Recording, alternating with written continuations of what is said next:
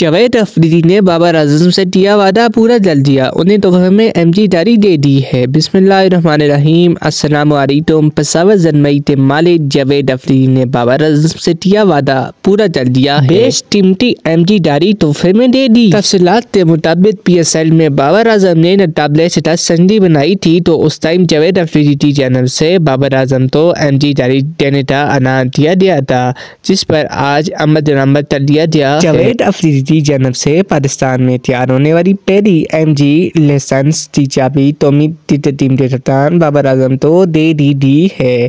اس حوالے سے social media پر تصویر بھی وائرل ہوئی ہیں، جس میں جاوید افریدی اور بابر اعظم کو ایک ساتھ دیکھا جا سکتا ہے۔ بابر اعظم کو گاڑی کی چابی دیتے وقت مداحوں کی بہت بڑی تعداد موجود تھی اور بابر اعظم کو دیکھنے اور ان کے ساتھ تصویر لیتے دکھائی دے رہی ہے۔ کامنٹ سیکشن میں اپنی رائے اظہار کرنا مت بھولنا۔ خدا حافظ، شکریہ۔